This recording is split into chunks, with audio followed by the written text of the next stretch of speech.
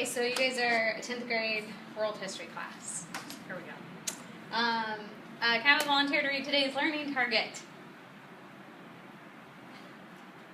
Thank you.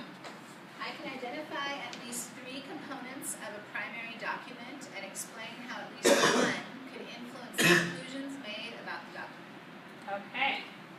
So I've highlighted a couple words that we're going to be working with today, primary document and conclusions. You guys should already be somewhat familiar with the concept of a primary document.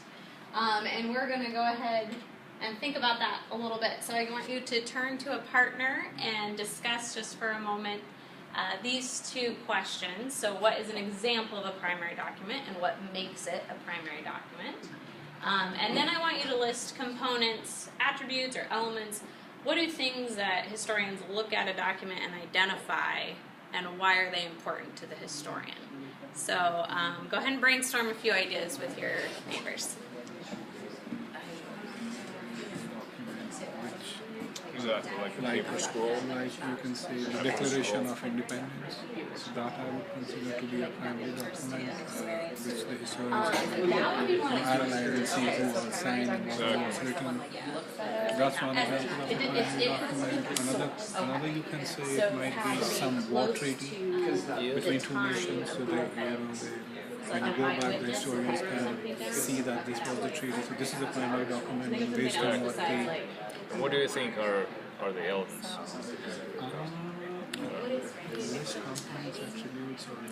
I think language is the first element, and pictures, pictorial content is the second thing that historians look for and try to decode. And it doesn't, I mean, does it have to Or be someone decipher. who actually witnessed it, or could it be someone who heard about something or anything? Yeah, possibly. Okay, so think about those 2 scenarios and think about things that a historian would look at. So if they were looking at an eyewitness account versus a secondhand account, what would be things that they would identify in those 2 documents? So like the factors that they would consider. They just try to find similar things in them. Possibly similar things. So what's the information? You would definitely consider who wrote it, right? Yeah. Is it an eyewitness? Right. Okay. Okay. Keep going on that. You guys feel like you know Primary documents. List components, attributes, or elements. Like date, times, right? Okay, if you guys are still working on primary documents, go ahead and move to the second one. So, if you're a historian approaching a document, what are some things you would look at? What would you identify? Okay, so we said whether or not it's like a witness, like the person who's witnessing it or saw it like firsthand, or whether or not it was someone who like had heard about it, which is kind of like why I think more like newspaper articles. Date, time, whether things are matching or similar. Because I feel like if you find like different, what's different maybe too. Because if you can like compare and contrast, if you find similar things that you know, the likelihood of that being true is probably better. Yeah. We'll get the ball. Okay. So let's do a group share. I'd love 2 examples of a primary source. So who feels confident you came up with what is an example of a primary source? Yeah.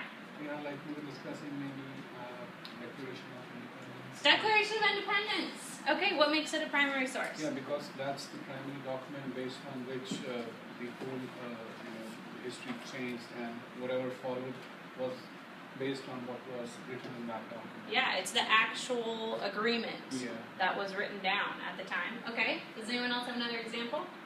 We said like a journal entry, diary entry. Okay, and what makes that a primary source? It's like a first-hand account from someone who actually witnessed the event. Very good. Okay.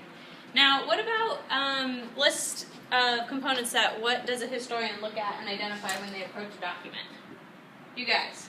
The date. We want to know the date. Okay, that's great. Names of people and locations. What people? Just if there's names of people In the document. Okay, so content. I'd love some more. Who wrote it? Who wrote it? Who is the author? What might we want to know about the author? What their biases are? Great word. Can you define it for me? Their opinions that influence their perspective. Yeah, opinions Negatively that or positively. potentially influence perspective. Okay, so what is a bias that I might have as your teacher? This is important. That you love history. That I love history is potentially a bias I have. What's a bias you guys have as teenagers? School sucks. School sucks. Maybe some ageism there. Okay, good. So we want to consider what are the biases of the author. Okay, that's a good vocabulary word for the day. All right, what else would we want to look at? There are some pictures and Pictures, okay. Are there images associated with it?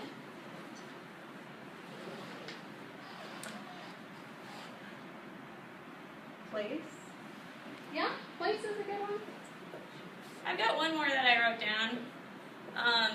And it's, what type of document is it? You know, is it a memoir? Is it a newspaper article? Is it a agreement? So we'll put down type of document. Okay, so today we're going to read a couple different documents, and we're going to look at these specific identifiers, and we're going to try to come up with some conclusions, so statements of facts about the documents. So you guys did some homework reading about the colony of Haiti, the French colony, and you guys did some pre-reading on that, so you've got a good idea of what was happening as far as slavery in the French colony in Haiti. So we're going to go ahead and look at a couple documents. At this point, I'm going to model document number 1. Just hand those out. But we're going to skip to where you guys get to play around with it. So, hand those back.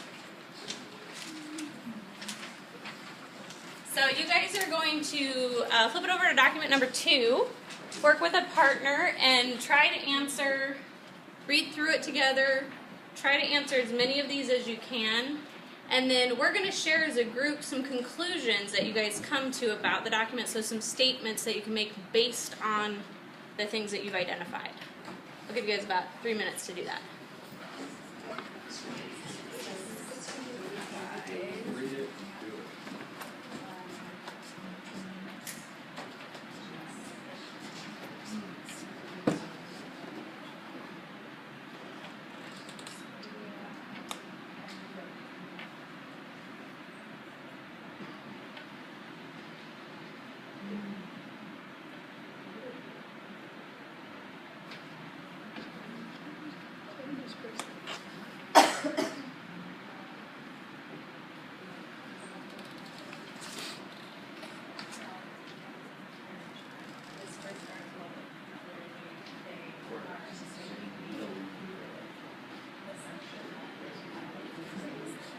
So work on document number 2.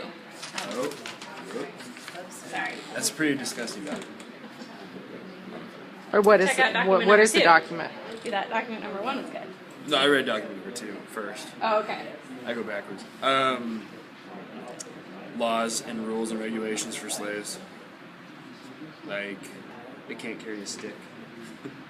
Or a big stick.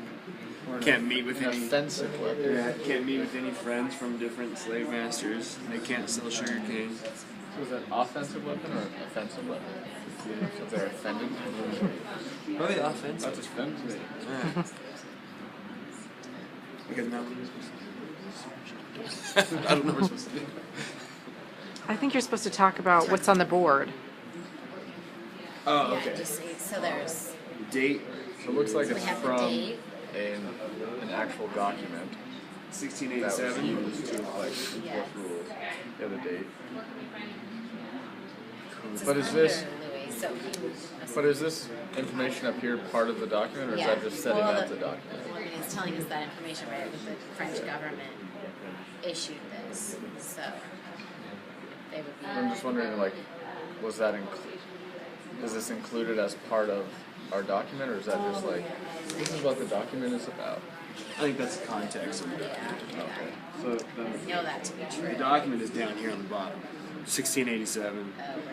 I mean, that's where it comes from. That's where she found it on the internet. So the document doesn't have any date, well, at least within the box. It'd be 1685. Author. I think it gets known to be true enough, right? Then we need to know that. French government. Somewhere on the document it probably does say that. Codified world laws. That's the type of document. Yeah. And is the French government the author? Yeah. And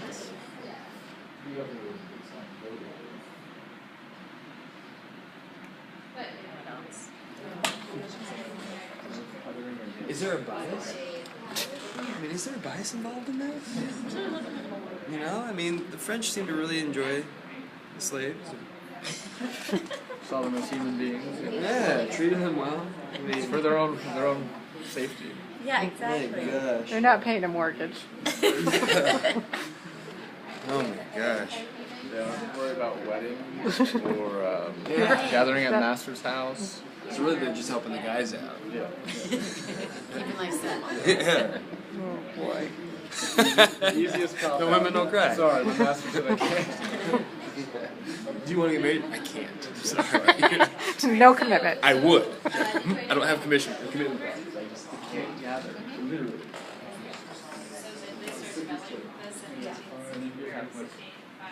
Okay. I might call on you to bring that up if I like it. I like it.